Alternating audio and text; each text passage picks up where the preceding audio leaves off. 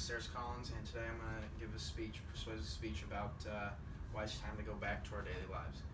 Um, so most of the government officials and the health experts, their main reasoning for us to go stay at home during these times was to flatten the curve. And the point of flattening the curve originally was, according to Stat News, was to prevent hospitals from being overwhelmed and healthcare officials being overwhelmed.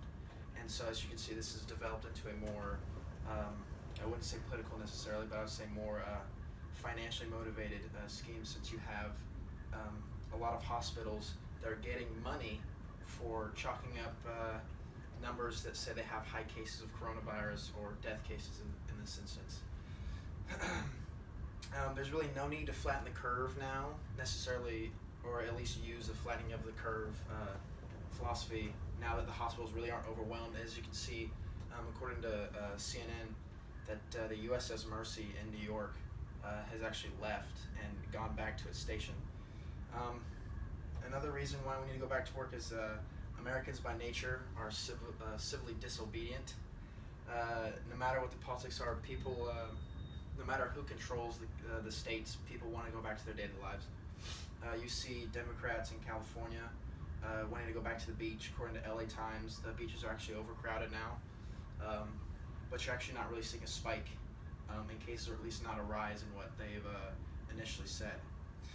And in states like Florida, where they're more purple and it's more swing state, people are going back to their beaches. And actually, as of yesterday, Governor Abbott, according to the Texas governor website, or the government website, has said that they're going to start opening back up retail stores, restaurants, movie theaters, and I think salon and haircut places too, at a 25% capacity.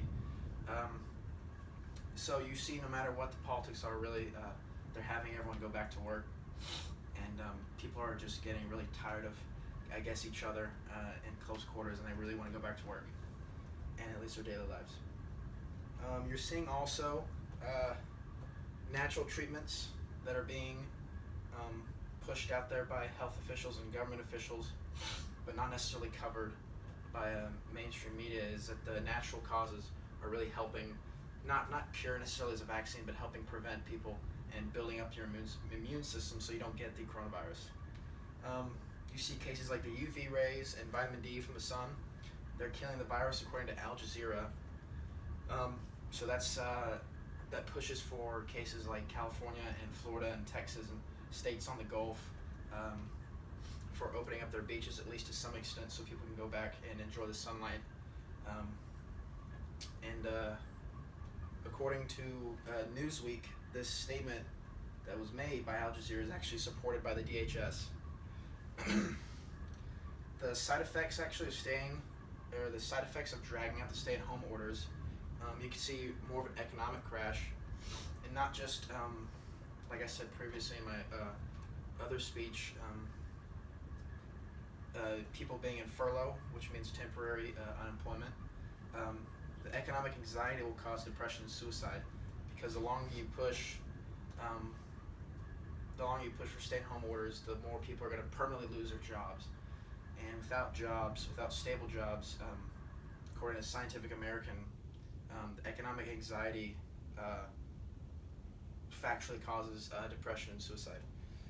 And according to the United Nations, poorer countries around the world, and eventually, second and first world countries, will start to see food shortages and global famine.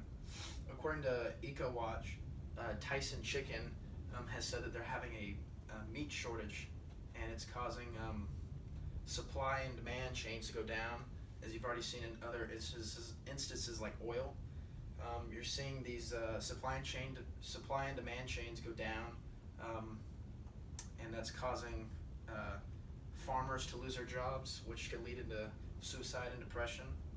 And it's really causing a waste of food, because you can't give away food when these farmers have to milk their cows and just dump out the milk, or they have to kill the chickens and skin them and pluck them. They have to throw them out because they can't give them to anyone because they're not getting paid. And they can't just give it away because it's not regulated or cleared by the FDA. And so in conclusion, the coronavirus is really, it's a problem that people in today's society that we have to eventually deal with. It's the death toll is rising, but at a slower rate than predicted. Many scientists and many health officials predicted inappropriately that we would have 2 million deaths within the first month, and I think we're into our second month as a pandemic